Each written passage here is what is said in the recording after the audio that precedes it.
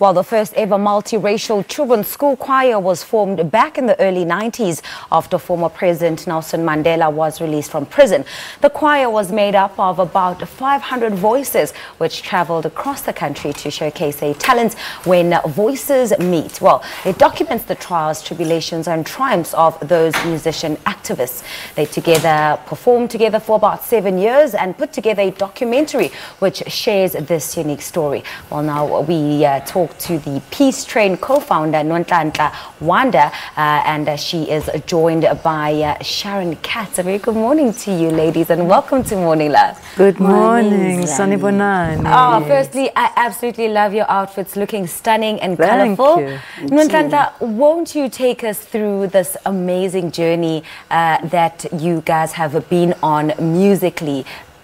Not just musically, but also sharing those proudly South African stories that we all want to hear. Ooh, I feel so grateful to share this story with the world. In fact, we met with Sharon in 1992, and I was an educator at Abambo primary school. So in those days, you understand that in rural areas there was no development. And when through music, then I met Sharon Katz, and I was introduced to her by one of the musicians, the late Marilyn Cohen.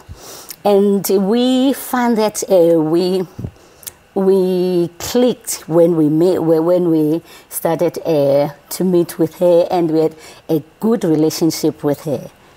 Sharon, this was definitely a first, just like how Nonhlanhla describes that you guys met at a time where, you even sitting next to each other was completely unheard of. How was it like working together during those times?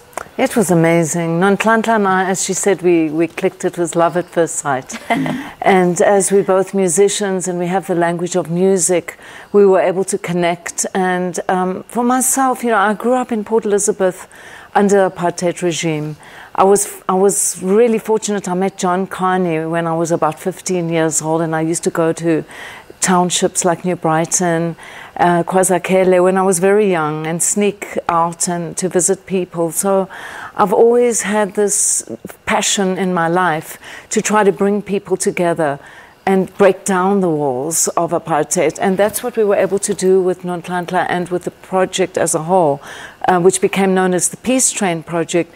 Our commitment was to extend human rights for all and try to break down these barriers that have been built up between people. So for us, those were tough times. The early 90s, it was difficult. It was dangerous times. Well, speaking about the early 90s and it having been a difficult time, maybe let's take a look at some of the visuals from back then so that we can all get a sense of exactly what it was like to be in the country at that time. But Sharon, take us through who exactly was documenting the journey. Well, that's an interesting point. Our manager, who had come out from the United States, Marilyn Cohen from Philadelphia, she had her camera rolling from day one when Nonhlanhla and I started working together. And after that, we had crews that came on our journeys from SABC, and they covered everything on the entire Peace Train tour. So we were fortunate to have some really, really good footage. And recently a documentary was made about chronicling the history of the Peace Train. And I'm excited to tell you that it premiered in Durban at the Durban International Film Festival, the film When Voices Meet. And tonight is a Johannesburg premiere right in Johannesburg tonight. Ah, fantastic. At the Johannesburg Holocaust and Genocide Center at 6 o'clock. I'll make sure that you give us those details before I let you go again. But Nonhlanhla, let me come back to you.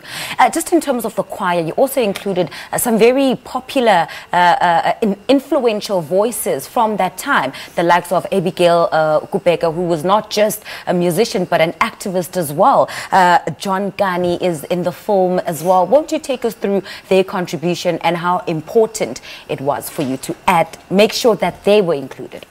Ooh, for me, it was something that I'll never forget in my life, because it's one of those are the icons, and we really respect them here in South Africa.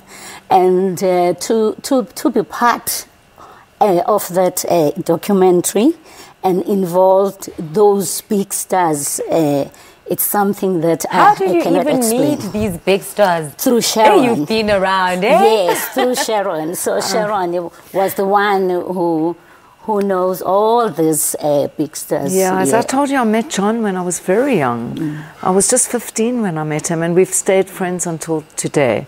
And then Abigail, I met her through, of course, Miriam Makeba. But I met Miriam through Dolly Ratebe.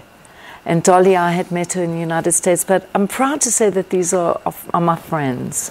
And that's more important than anything else. Oh, absolutely. Sis Nonhlanhla, just to wrap it up for us, the choir, how has it changed? How has it evolved? And how has it contributed to the lives of the different voices that we hear?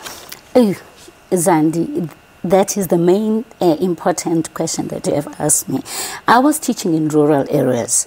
And then in that area, children never see the city, the ocean, and for the first time in their lives, they will experience such an event when they come together with different children from different races. And it had an impact in their lives. And some of those kids now are doctors, are teachers, are entrepreneurs. So I feel so great that I've contributed in their lives and also contributed into their experience when they meet these children from different milieu. Fantastic. Yes. Sharon, 3 seconds. Let us know about the premiere tonight. Well, we're very excited to tell you that tonight at 6 p.m. in Johannesburg at the Johannesburg Holocaust and Genocide Center, it's near the zoo.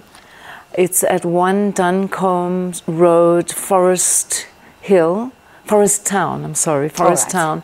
At 6 p.m. the film will premiere there. So we're excited about that. Fantastic. Thank you very much. The co-founder, Nonhlanhla Wanda, and of course she's joined by story consultant Sharon Katz. The documentary will be, When Voices Meet, will be screened this evening at the Johannesburg Holocaust and Genocide Center. If you are free, do make your way to see the film.